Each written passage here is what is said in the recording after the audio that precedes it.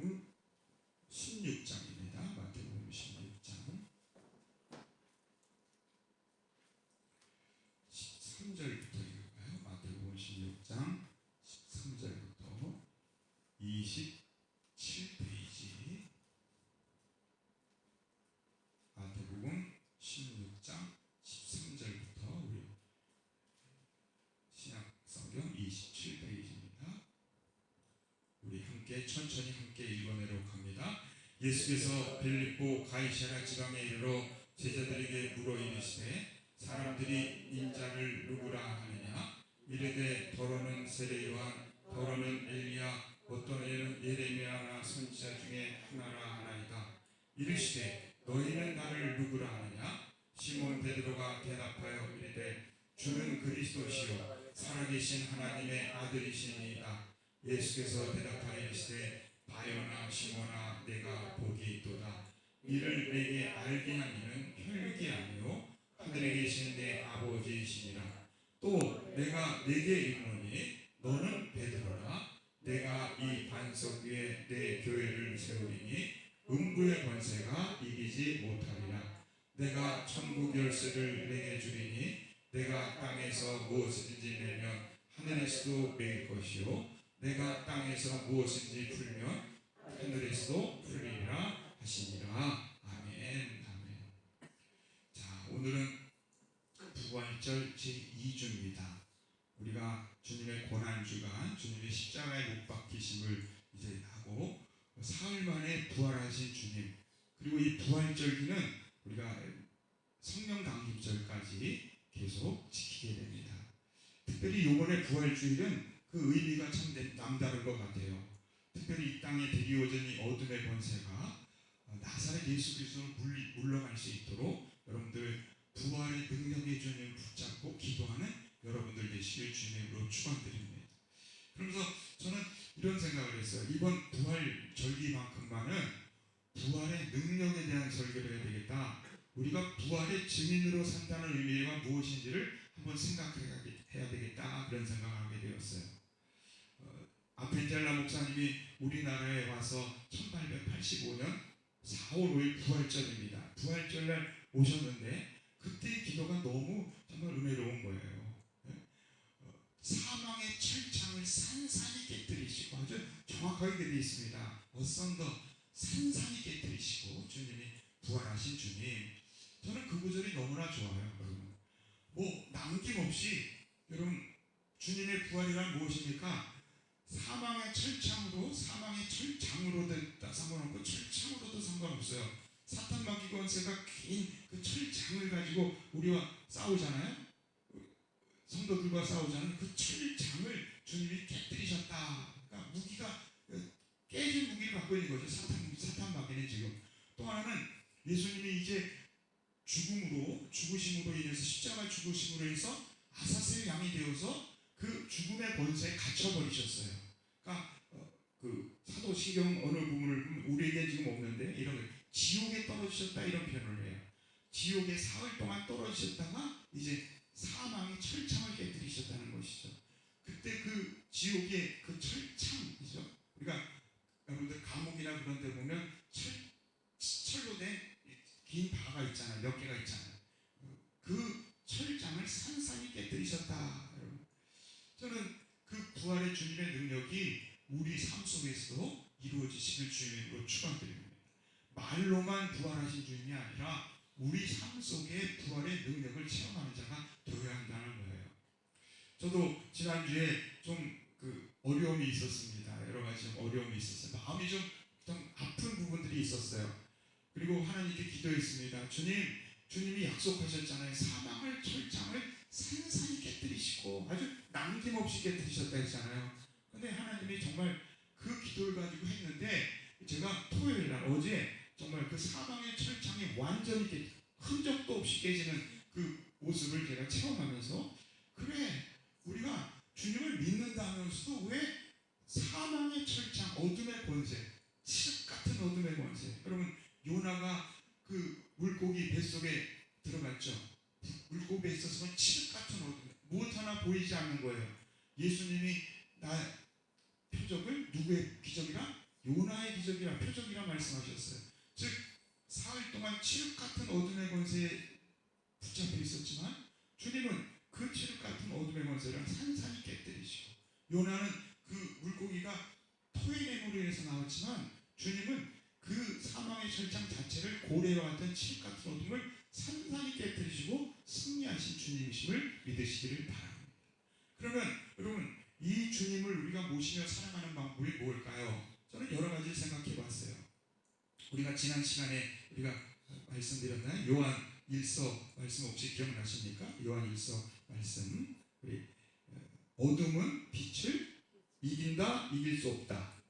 이길 수 없다. 아시죠, 여러분?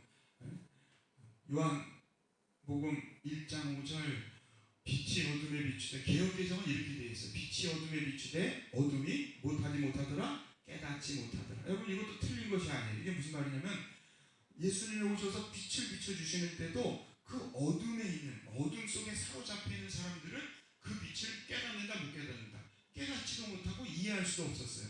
그러니까 예수님을 따르지 않았죠. 그런데 여러분, 이것을 개역개정은 이렇게 했지만 세번역과 공동번역은 이걸 다르게, 즉 깨닫지, 이해하지가 아니라 이긴다, 이런 표현을 하고 있어요. 이기지 못하더라. 한번 따라서, 어둠이 그 빛을 이기지 못하였다. 어둠이 그 빛을 이기지 못하였다. 이 구절이 요번에 세월호의 그 주제가가 된 것 같아요. 그 사람이 그 주제가를 쓸 때 성경에 의거한 건지 모르지만 아무튼 세월호 그 내용을 보면, 근데 공동 번역에선 더 재미있어요. 한번 더, 어둠이 빛을 이겨본 적이 없다. 여러분, 얼마나 힘이 나는 얘기입니까? 어둠은 결코 빛을 이겨본 적이 없다는 거예요. 여러분, 빛을 늘 승리한다는 거예요. 자, 예수님, 하나님의 자녀의 예수님을 의지하는 자들은 여러분, 어둠에 갇힐 때가 있죠. 여러분, 코로나19는 어떤 면에서 우리가 어둠에 갇힌 겁니다. 그러나 때가 되면 하나님이 이기게 하신다, 이기지 않게 하신다, 이기게 하신다. 여러분, 우리가 주님의 사랑 안에서 이렇게 어둠이 빛을 이겨본 적이 없음을 산산히 깨뜨리신 주님, 아펜젤러의 기도, 우리는 부활절날 이곳에 도착하였습니다. 오늘 사망의 절창을 어떻게 깨뜨리시고 산산히 깨뜨리시고 부활하신 주께서 이 나라 백성들을 얽매인 결박을 끊으시고 그들에게 누구의 자녀가? 하나님의 자녀가 누리는, 한번 따라서, 자유와 빛을 허락해 주시옵소서. 한 선교사, 감리교의 첫 번째 선교사가 이 땅에 와서 첫 발을 디디며 하던 기도를 하나님의 이 땅에 이루어 주셨어요, 안 이루어 주셨어요? 이루어 주셨습니다. 자유와 빛의 역사는 지금도 계속되고 있다는 거예요, 여러분. 또 여러분, 저는 어둠과 빛의 역사로 뿐 아니라 또 이런 생각을 해봤어요. 주님은 우리에게 요한복음에 가면 이런 얘기를 합니다. 이제부터는 내 이름으로 너희가 기도해라. 내 이름으로, 주 예수 그리스도의 이름으로 기도하라. 그러면 주님께서 응답하여 주신다, 안 응답하여 주신다? 응답하여 주신다 말씀하고 있음을 기억하시기를 바랍니다. 자, 요한복음 16장입니다. 23절에 보면 주님께서 그날에는 너희가 아무것도 내게 묻지 아니하리라. 내가 진실로 진실로 너희에게 이르노니 너희가 무엇이든지 아버지께 구하는 것을 내 이름으로 주시리라. 우리가 이제부터는 아버지께 구하는 모든 무엇이든지 누구의 이름으로? 예수 그리스도의 이름으로 주시리라. 24절 우리 보시는 분들 함께 했습니다. 지금까지는 너희가 내 이름으로 아무것도 구하지 아니하였으나 무엇하라? 구하라. 그리하면 받으리니 너희 기쁨이 충만하리라. 여러분, 우리가 나사렛 예수 그리스도를 끝에 기도한다는 것은요, 그냥 기도가 주님의 명령이나 약속이라는 거예요. 우리가 간절히 주님께 기도하면서 예수의 이름으로 구하면 아버지께서 주신다는 거예요, 여러분. 또 우리 잘 알죠? 사도행전 3장 16절 주 예수 그리스도의 우리가 기도할 때, 명령할 때 완전한 치료가 임함을 약속하고 있다는 거예요. 여러분, 이렇듯 어둠은 빛을 이길 수 없음을, 빛은 어둠의 철창을 완전히 산산히 깨뜨리셨음을, 사단 마귀가 우리에게 지금 공격하고 있지만 그들이 갖고 있는 철장, 그러니까 철로 된 쇠막대기 같은 도구죠. 그런데 반쯤은 깨진 거예요. 깨진 걸 갖고 우리하고 공격하고 있는 거예요. 어둠은 결코 빛을 이길 수 없음을, 또한 나사렛 예수 그리스도를 우리가 기도할 때마다 하나님의 능력이 도우심이 함께 하심을 믿으시길 주님의 이름으로 축원드립니다. 그러면서 오늘 말씀을 제가 이제 생각하게 되었어요. 오늘 말씀의 내용이 뭡니까? 여러분, 진실된 고백이 여러분들 심령 속에 함께하여서 주님이 약속하신 복받는 여러분들 되시길 주님의 이름으로 축원드립니다. 우리 마태복음 16장 16절입니다. 외기도 쉬워요. 마태복음 16장 16절 우리 함께 읽겠습니다. 시몬 베드로가 대답하였되 주는 그리스도시요 살아계신 하나님의 아들이시니이다. 아멘. 여러분, 시몬 베드로는요 종종 실수도 많이 했지만 정말 정답도 참 많이 얘기했어요. 요한복음 6장에 보면 아시죠? 많은 사람들이 주님을 떠나갑니다. 6장 66절 많은 제자들도 다 떠나갑니다. 그럴 때 주님이 제자들에게 묻습니다. 너희도 가려느냐? 그때 베드로가 정답을 얘기하죠. 주는 주의 영생의 말씀이 주께 있사오니 우리가 어디로 가오리까? 또 오늘도 여러분, 너희는 나를 누구라 하느냐? 그럴 때 베드로가 너무나 아름다운 고백을 하는 거예요. 마태복음 16장 16절 한번 따라서 주는 그리스도시요 살아계신 하나님의 아들이십니다. 여러분, 이 진정한 고백, 이 고백 하나만으로도 우리는 엄청난 복을 누리며 부활의 능력 속에 살아갈 수 있음을 믿으시길 바랍니다. 왜요? 자, 17절부터 19절까지가 이렇게 고백하는 베드로를 향해, 아니 이렇게 고백하는 베드로만을 향한 것이 아니라 오늘날에도 이렇게 고백하는 모든 사람들에게 이런 축복을 주시겠다고 말씀하고 있어요. 우리 17절 우리 함께 했습니다. 예수께서 대답하시되 바요나시모나 내가 무엇이도다? 복이 있도다. 그 고백 자체가 복인 거예요. 여러분, 우리는 복을 오해합니다. 무엇을 가져야, 소유해야, 육신적인 어떤 체험이 있어야 복이라고 생각합니다. 성경은 그 복 이전의 복을, 영적인 복을 의미하는 거예요. 여호와는 나의 무엇이니? 목자시니 내가 부족함이 없으리로다. 여러분, 목자 되신 주님에 대한 고백이 바로 부족함이 아쉬울 것이 없는 거예요. 여러분, 주는 그리스도 사시오 살아계신 하나님의 아들이라 고백하자 바요나 시모나. 바요나가 뭡니까? 요나의 아들 바요나. 네? 시모나, 원래 이름이 시몬이잖아요. 아직은 시몬입니다. 아직은 베드로가 되지 못했어요. 언젠가 베드로가 되겠죠. 그를 향해 약속하는 거예요. 첫 번째 약속이 뭡니까? 이것을 내게 알게 한 것이 혈육이 아니라 하늘에 계신 내 누구시니라? 아버지. 이 고백을 얘기하면 이런 거예요. 고린도전서 12장 3절쯤에 있을걸요. 성령이 아니하고는 우리가 그리스도를 주다 고백할 수 있다 없다? 없다는 거예요. 내가 주님을 그리스도로 고백하는 그 고백은 내가 하는 것이 아니라 내 안에 누가 계시다는 증거? 성령이 계시다는 증거예요. 자, 첫 번째 복입니다. 베드로를 향해 이렇게 고백하는 모든 사람들을 향해 주님이 약속합니다. 네 안에 누가 계시다? 성령님이 이 고백을 하였음을 얘기하고 있다는 거예요. 여러분, 성령이 여러분과 함께하는, 여러분 속에 거하는 은혜의 축복이 함께 하시길 주님의 이름으로 축원드립니다. 또 여러분 18절을 보면 또 주님은 복을 얘기하십니다. 우리 함께 읽습니다. 또 내가 내게 이르노니 너는 무엇이라? 베드로라. 내가 이 반석 위에 내 교회를 세우리니 음부의 권세가 이기지 못하리라. 아멘. 너는 누구라? 베드로라. 이전에는 뭐죠? 바요나 시몬입니다. 요나의 아들 시몬이었어요. 이제 그가 주님 앞에서 이 고백을 함을 통해서 무엇이 됩니까? 베드로가 됩니다. 물론 이 구절을 가지고 이제 로마 카톨릭은 이것은 바로 베드로에게 하나님이 능력을 주셨고 베드로가 교황의 처음이기 때문에 바로 그런 뜻이라는 거예요. 그러나 우리는 개신교는 이걸 그렇게 해석하지 않습니다. 이것은 우리 모두가 베드로가 될 수 있어요. 주는 그리스도시요 살아계신 하나님의 아들이라는 고백을 내 심령 속에 진정으로 하면 나는 무엇이 돼요? 베드로가 되는 거예요. 내 믿음이, 이 고백이 교회가 세워지는 반석이 된다는 것을 기억하시기를 바랍니다. 자, 여러분, 우리가 베드로 같은 고백을 통해 내 신앙이 반석같이 교회가 세워지는 은혜가 함께 하시길 주님의 이름으로 축원드립니다.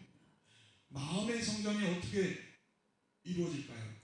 우리의 마음의 성전, 여러분, 성령이 내 안에 거하시는 전, 바로 이 고백 위에 세워진다는 거예요. 주는 그리스도 살아계신 하나님의 아들이라는 고백 위에 내 교회가, 우리 함께 모여도 우리가 다 고백, 우리가 교회죠. 조촌교회가 어떻게 세워진다는 겁니까? 사람들이 많이 있다고, 또 교회 건물이 있다고 세워지는 게 아니에요. 바로 이 반석 같은 믿음의 고백, 주는 누구예요? 그리스도시요 살아계신 하나님의 아들입니다는 고백을 우리 함께하는 모든 성도들을 통해 우리 교회가 세워진다는 거예요. 근데 그 다음에 더 은혜의 말씀이 있습니다.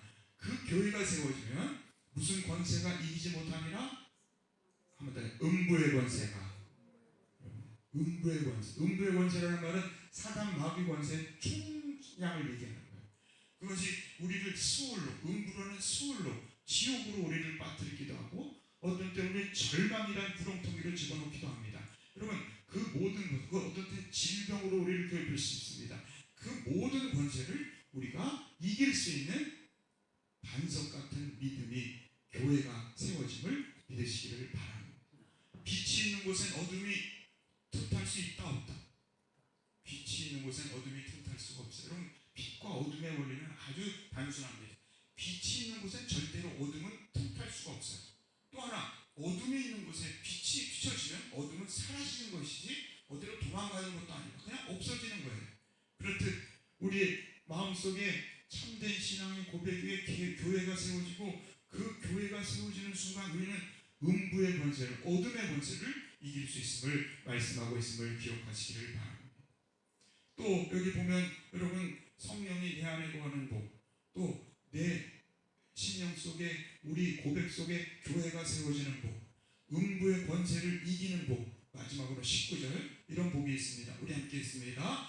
내가 천국 열쇠를 내게 주리니 내가 땅에서 무엇인지 내면 하늘에서도 내 것이고, 내가 땅에서 무엇인지 풀면 하늘에서 풀리리라 하시고. 아멘. 무슨 열쇠를 주신다고요? 천국 열쇠를 주신대요. 이 천국 열쇠를 생각하면 이렇게 물론 생각할 수 있죠. 우리가 죽어서 천국을 가는데, 천국을 들어가는데 문이 있어요. 그 문을 열려면 뭐가 있어야 돼요? 열쇠가 있어야죠. 그 천국 열쇠로 이해할 수도 있습니다. 그러나 여러분, 정확히 얘기하면 복음서에 얘기하는 천국이라는 단어는 원래는 하나님 나라라는 뜻을 갖고 있어요. 이것을 이렇게 표현해요.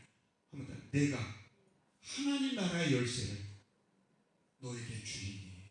즉, 죽어서 가는 천국 열쇠만이 아니라 이 뜻은 이 땅 속에서도 내가 세상 나라, 어둠의 나라, 고난과 곤경의 나라 속에 살고 있지만 그 가운데서도 하나님 나라의 열쇠가 나에게 주어져 있다는 거예요. 뭡니까? 땅에서 무엇인지 내면 하늘에서도 내고, 땅에서 무엇인지 풀면 우리가 풀며 기도하면 하늘에서 풀리는 귀한 능력, 중보 기도의 은혜의 역사가 있음을 말씀하고 있음을 기억하시기를 바랍니다.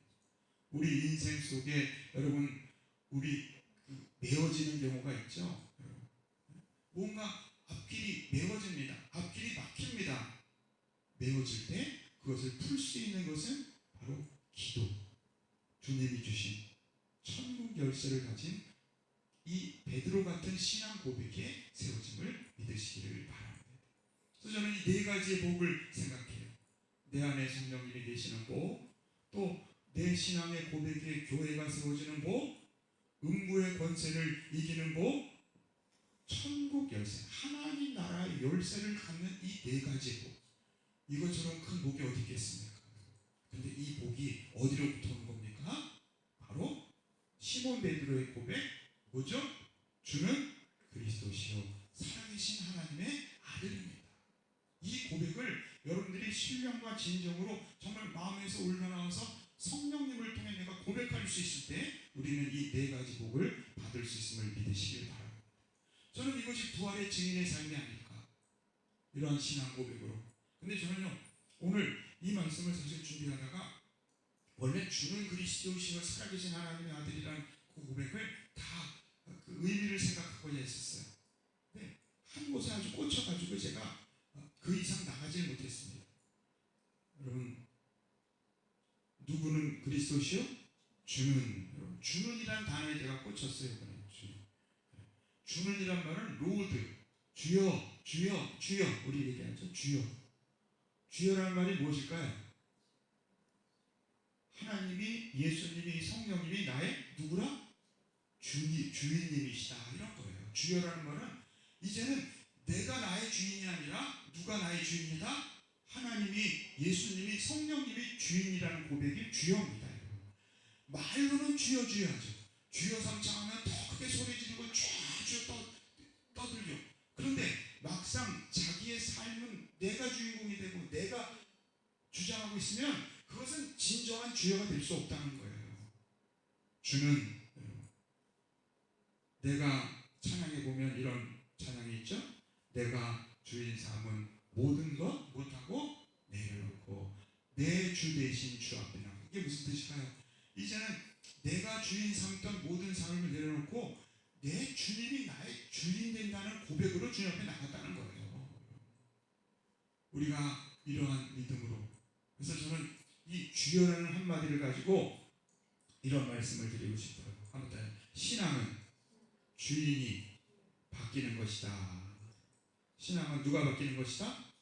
주인이 바뀌는 것이다. 저는 핸드폰에 제가 이걸 갖고 있습니다. 몇 가지 이제 목마름이 없다면 무슨 소용이 있으랴 하는 것과 함께 신앙이란 무엇인가, 어떤 분이 썼던 그 글인데, 그 글씨인데 마음이 참 들더라고요. 한자로 신앙 써놓고는 신앙은 누가 바뀌는 것? 주인이 바뀌는 것이다. 정말 우리 모습 속에 여러분들은 주인이 바뀌는 신앙, 온전한 신앙을 갖고 계십니까? 내 가정이 내가 나의 주인이 아니고, 어떤 사람은요, 내가 주인이 되면 그래도 괜찮아. 세상이, 죄악이 나의 주인이 되는 사람 있어요, 없어요? 있습니다. 요즘 여러분 무슨 번방 얘기를 보면요, 야, 어떻게 인간이 저럴 수가 있지? 여러분 그런 생각이 들 정도의 끔찍한 일들이에요. 죄악이 그들의 주인이 돼서 여러분 질질질 끌려다니는 삶의 모습을 보게 된다는 거예요. 그러나 여러분, 우리가 주님을 나의 주인으로 신앙 고백하는 것이 참된 신앙이요, 하나님이 기뻐하는 신앙임을 기억하시기를 바랍니다. 그런데 재밌게도요, 신앙생활을 오래 하였으면서도 내가 주인이고 아직 세상이 주인인 사람이 있을까요, 없을까요? 많을까요, 적을까요? 여러분, 한국교회 지금의 현재의 모습을 보면 미안한 얘기지만, 내가 확장할 수는 없지만 미안한 얘기지만, 신앙생활을 10년, 20년, 30년, 40년, 여러분 몇십 년을 했다 해도 아직도 내가 주인이고 세상이 주인인 사람이 많아도 너무 많다는 사실입니다. 예수님을 따르는 사람들에서도 제자들이 있는가 하면, 여러분 예수님을 따르는 사람 중에는 큰 무리가 있었어요. 여러분 복음서를 이렇게 읽다 보면 재밌어요. 예수님을 따르는 사람을 두 가지로 얘기합니다. 무리 또는 큰 무리를 얘기하고, 또 하나는 제자를 얘기합니다. 그래서 예수님이 말씀하실 때 이런 무리에게 말씀하셨다. 어떤 때는 또 누구에게 말씀하셨다? 제자들에게 말씀하셨다. 어떤 때는 무리와 제자들에게, 그걸 꼭 성경을 얘기하고 있다는 거예요. 저는 요즘 그런 묵상을 해요.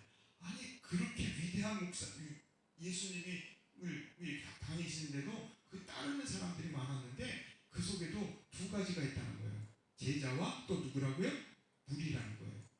그 차이는 뭘까요, 여러분? 그 제자, 무리의 차이는 뭘까요? 제자는 들을 귀를 가진 사람들이었어요.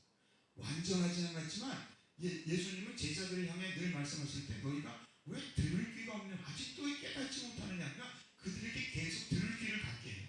그런데 우리에게 얘기하실 때는 꼭 이런 얘기 많습니다. 한번 더, 들을 귀 있는 자는 들을지어다. 너희는 들을 귀가 없다는 거예요.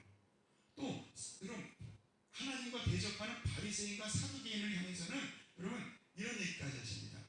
너희가 들을까봐 걱정된다는 거예요. 들어서 깨달을까 걱정한다는 거예요. 아주 재밌는 표현 아닙니까? 대적하는 사두개인과 바리새인들을 향해서는 너희가 듣고 깨닫고 고쳐질까 걱정된다. 그게 무슨 말이냐면 역설적으로 고침받을 가능성이 있다 없다? 없다는 거예요. 너희는. 안에서는 예수님의 팬이라는 것이죠. 팬들은 따라가긴 좋아하고 예수님을 향해 환원합니다.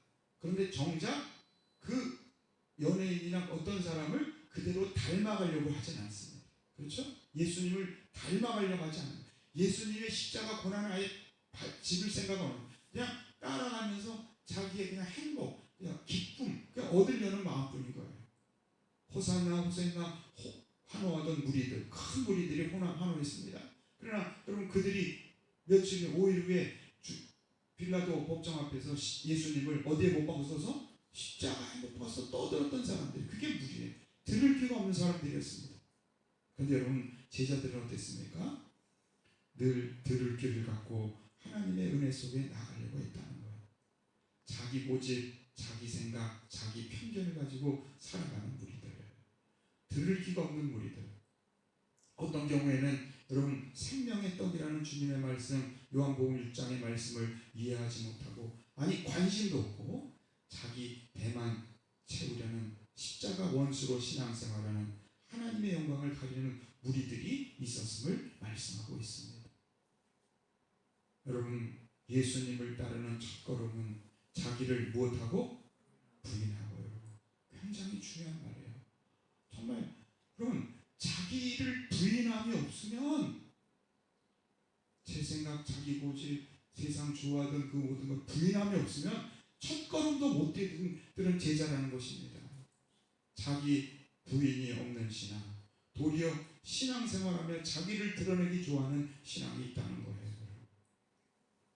사랑하는 성도 여러분, 참된 신앙, 제자의 걸음걸이로서 여러분, 주님을 주인 삼는 여러분들 되시길 주님의 이름으로 축원드립니다. 두 번째, 여러분, 저는 이런 생각을 했어요. 주님이라는 것은, 한번 따라서, 주님을 영접하는 신앙이다. 두 번째는, 저는 주님을 영접하는 신앙이 바로 하나님을 주인 삼는 신앙입니다. 우리 속에 예수님이 와 계셔요. 그렇죠? 성령님이 와 계십니다. 여러분들 그분을 영접하셨습니까? 아니면 푸대접하고 있습니까? 영접한 것 같은데, 여러분, 그분을 내 옆에서 내가 나대로 살아가면서 필요할 때만 부르는, 로봇처럼 주님을 불러대는 어리석은 우리의 모습이 아닙니까? 여러분, 자기 땅에 오매, 요한복음 1장 11절, 자기 백성이 못하지 아니하였으나 영접하지 아니하였으나. 이거는 옛날 유대인만의 의미가 아닙니다. 오늘날 우리에게도 마찬가지예요. 우리가 아까처럼 무리로 있다면 우리는 주님을 영접한 것이 아닙니다. 그냥 주님을 따를 뿐이지 주님을 닮아가는 것도 아닙니다. 그러나 여러분, 영접하는 자, 곧 그 이름을 믿는 자들에게는 하나님의 자녀가 되는 권세를 주셨으니, 권세를 주셨음을 말씀하고 있습니다. 여기서 이 영접이라는 단어는 그 엘라본이라는 단어인데, 개인적인 영접, 하나님과 나, 예수님과 나의 인격적인 영접, 우리 공동체적인 영접도 중요하지만 여기서 얘기하는 것은 그 개인적인 영접을 의미합니다. 그냥 영접하는 것이 아니라 내가 전 인격적으로 주님을 받아들이는 그런 의미를 갖고 있다는 거예요. 우리가 알다시피 예수님이 이 땅에 계실 때 바리새인 시몬이라는 사람이 여러분 주님을 초청했습니다. 식사에 초청했어요. 그런데 주님을 영접했어요? 푸대접했어요? 푸대접했죠. 그냥 구경삼아. 그때 여러분, 죄 지은 여인 한 사람이 그곳에 와서 주님의 발을 씻습니다. 그러다 주님이 그 바리새인 시몬에게 이런 얘기를 합니다. 누가복음 7장 44절, 그 여자를 돌아보시며 시몬에게 이르시되 이 여자를 보느냐? 내가 내 집에 들어섰을 때 너는 내게 발 씻을 물도 주지 않았을 때. 여러분, 그 나라는 먼지가 많다 보니까 집에 들어가면 기본적으로 발 씻을 물을 종들이 준비하고 있는 거예요. 그러니까 여러분, 영접한 거예요? 푸대접한 거예요? 푸대접했죠? 너는 발 씻을 물을 주지 않았더나 이 여자는 무엇으로? 눈물로 내 발을 적시고 그 머리털로 닦았으며. 내게 못하지 아니하였다? 입맞추지 아니하였으되. 여러분, 우리는 악수하고 안녕하고 반갑게 포옹하듯이 뭐를 해야 되는데 아마 이 시대에는 입맞추는 것이 아마 인사였던 것 같아요. 그는 입맞추지 않았습니다. 거들떠보지 않았습니다. 그러나 그 여인은 내가 들어올 때 내 발에 입맞추기를 그치지 아니하였고, 너는 내 머리에 감람유를 붓지 아니하였을 때 그는 향유를 내 발에 부었느니라. 여러분, 우리가 주님을 영접하는 삶이란 무엇일까요? 바로 주님을 진정으로 고백하며 내가 내 안에 있는 모든 것, 어떨 때는 내 가족보다 내 가장 가까운 사람보다 더 주님을 존중히 여기는 마음, 그것이 바로 주님을 영접하는 신앙임을 믿으시기를 바랍니다. 또한 주님을 주인 삼는 신앙은 무엇입니까? 저는 세 번째 이런 생각이 들어요. 여러분, 한번 더 해서 주님을 주인 삼음은 순종의 신앙이다. 순종의 신앙이다. 주인이란 말, 그리고 주인과 종의 관계는 바로 순종의 관계임을 기억하시길 바랍니다. 주님은 모든 만물의 주인이셨기 때문에 더러운 귀신도 순종하였고 바람과 바다도 순종하셨고 또 모든 질병의 권세, 어둠의 권세도 주님 앞에 순종했음을 기억하시길 바랍니다. 주님이 주인이시기에 순종함이 마땅한 일이었습니다. 베드로와 사도들이 대답하여 이르되 사람보다 하나님께 순종하는 것이 마땅하니라. 하나님께 순종하는 것이 마땅한 겁니다. 신약에 믿음이라는 단어가 있습니다. 그 단어를 구약에서 해석하면 순종이라는 단어로 표현할 수 있다고 말씀하고 있어요. 요한복음을 봐도 이렇게 얘기합니다. 아들을 믿는 자에게는 영생이 있고 아들을 순종하지 않은 자에게는 영생을 보지 못하고 도리어 하나님의 진노가 그 위에 머무느니라. 그러면 앞에서는 믿는이라고 표현했지만 뒤에는 순종이에요. 같은 단어입니다. 믿는 것은 순종하는 것이요, 순종 없는 믿음은 참 믿음이 아님을 말씀하고 있음을 기억하시기를 바랍니다. 우리가 너무도 잘 아는 고린도전서 4장 2절 말씀하시죠. 한번 더. 맡은 자들에게는 구할 것은 충성이니라. 충성이니라. 충성이라는 단어가 한자어로 풀이하면요, 여러분, 가운데중입니다. 가운데중. 마음 심자입니다. 즉 마음 가운데에 말씀 원자입니다. 하나님의 말씀을 이룬다, 이룰 성자입니다. 그래서 우리 마음 가운데에 말씀을 이루어내는 것, 이거 말씀을 또 예수님으로 표현해야 되죠. 우리 마음 가운데에, 즉 예수님을 이루어내는 것, 그것이 순종이라는 거예요. 우리가 주님의 다 맡긴 바 된 직분자임을 기억하시기 바랍니다. 직분자는 무엇일까요? 하나님의 일을 하는 사람인데, 일을 한다는 것은 일을 통해 내가 하나님의 말씀을 드러내고 순종한다는 거예요. 예수님을 내 마음속에 이루어내는 것임을 믿으시기를 바랍니다. 저는 이런 생각을 했어요. 주여 상창도 거짓된 주여 상창이 있습니다. 가증한 기도가 있어요. 주여 주여 부르짖습니다. 주여 부르짖을 때 그 주여의 그 말의 의미는 누가 주인 된다고요? 주님이 내가 내 주인이 된다는 고백이 주여예요. 근데 주여는 크게 소리 지르는데 주님이 내 주인이 되지 않는 고백은 여러분 공허한 고백이요, 가증한 고백임을 말씀하고 있다는 사실. 영어에 보면 Jesus Christ라는 말이 있습니다. 이 Jesus Christ 하면 뭘까요? Jesus, 예수, 크라이스트, 그리스도라는 뜻이에요. 쉽게 얘기하면 예수 그리스도라는 좋은 말입니다. 근데 여러분 영어에 보면 여러분들 영화나 깡패들이 얘기하고 뭐 그럴 때 보면 Jesus Christ라는 말을 합니다. 그 무슨 소리죠? 제기랄 맙소사 도대체 헐 하며 감탄사로 쓰이고 있다는 거예요. 예수님이라는 용어가 헛되이 쓰여지는 것이죠. 엉뚱하게 쓰이는 것이죠. 저는 오늘날 우리 한국교회에도 주여라는 말이 있습니다. 주여. 원래 주여라는 게 뭘까요? 주인님, 예수님이 나의 주인이라는 고백이죠. 근데 하도 주여 주여라는 말을 하다 보니까 뭐가 조금만 잘못돼도 입에서 뭐가 나와요? 주여, 주여. 맙소사 도대체 감탄사로 변해가고 있다는 거예요. 마지막으로 여러분 꼭 이것을 기억해야 합니다. 시간이 지금 없는데 제가 잠깐 한번 더 해서 주님을 주인 삼는 신앙은 예수님을 닮아갑니다. 주님을 주인 삼는 신앙은 열매를 분명히 드러내며 주님을 닮아감을 기억하시길 바랍니다. 내가 정말 주님을 주인 삼는 신앙으로 살아왔다면 우리는 나도 모르게 누구를 닮아가 있고 있어요? 예수님을 닮아가고 있다는 거예요. 그런데 여러분 죄송한 얘기지만 그 많은 신앙생활을 했는데도 예수님을 닮아가는 구석이 내 속에 하나도 없다면 여러분들은 주님을 주인 삼은 거예요? 주인 삼지 않은 거예요? 주인 삼지 않은 겁니다.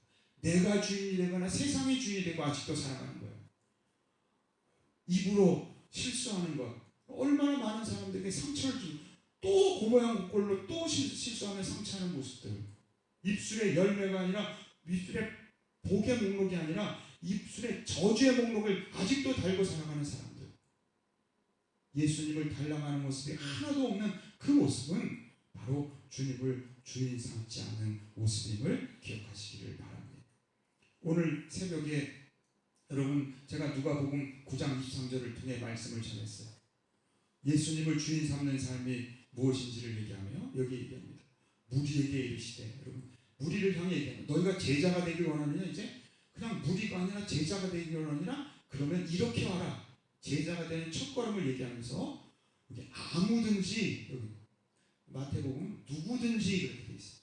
아무나 무리 중에서 주님을 그냥 따르기만 할 것이 아니라 이제 주님을 따라오려거든, 나를 따라오려거든 네 가지 조건이네요. 한번 더 자기를 부인하고 날마다 자기 십자가를 지고 나를 따를 것이니라. 여기서 많은 얘기 못해. 오늘 새벽에 이것을 가지고 기도했습니다. 첫째, 여러분 자기를 무엇해야 돼요? 부인해야 합니다.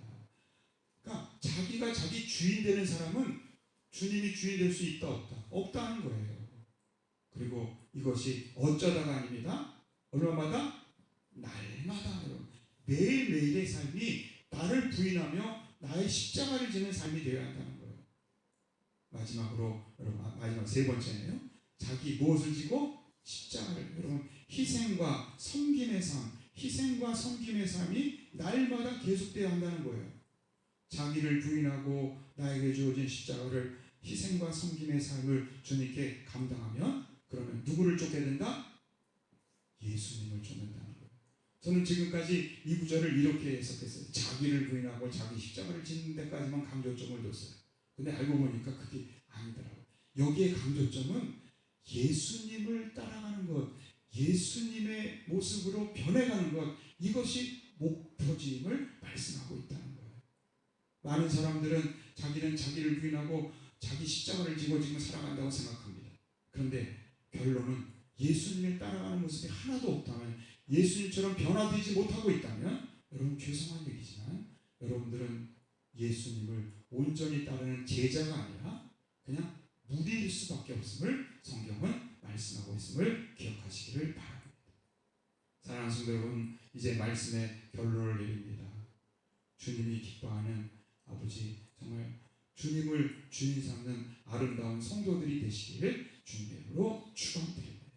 그래서 주님이 기뻐하는 삶, 정말 여러분 주님이 우리의 진정한 주인이 되게 하시고 주님을 내 마음속에 영접하는 신앙이 되게 하시고, 그래서 순종의 나감을 통해 결국은 우리가 누구를 닮아가는 모습? 예수님을 닮아가는 아름다운 신앙, 말로만 예수님 그리스도인이 아니라 삶으로 그리스도인으로 변화가는 아름다운 성도들이 되시기를 주님으로 축원드립니다. 기도하겠습니다. 사랑하는 주님 감사합니다. 오늘도 주님의 사랑 안에서 주는 그리스도시요 살아계신 하나님의 아들이라는 이 고백이 바요나 시모나 베드로에게 주셨던 놀라운 복을 받게 하는 귀한 말씀을 생각하게 됩니다. 주님, 우리도 이 복을 누릴 수 있도록 인도하여 주시옵소서. 이 복을 누리며 아버지 부활의 증인으로 살아갈 수 있도록 인도하여 주시옵소서. 그러기 위해서 주님은 우리의 삶의 주인이 될 수 있도록, 세상이 나의 주인이 아니라 주님이 나의 주인이 될 수 있도록 인도하여 주시옵시며, 주님을 주인으로 삼는 삶으로서 주님을 닮아가는, 예수님을 닮아가는 아름다운 성도들 될 수 있도록, 예수님을 따르지만 자기는 변화되지 않은 무리가 아니라 예수님을 따르며 자기를 부인하고 자기 십자가를 지며 날마다 주님을 따라가는 가운데 아버지 예수님을 닮아가는 참 제자가 될 수 있도록 역사하여 주시옵소서. 이 모든 말씀 주 예수 그리스도 받들어 간절히 기도드리옵나이다. 아멘. 자, 말씀 찬송 94장입니다. 찬송 94장.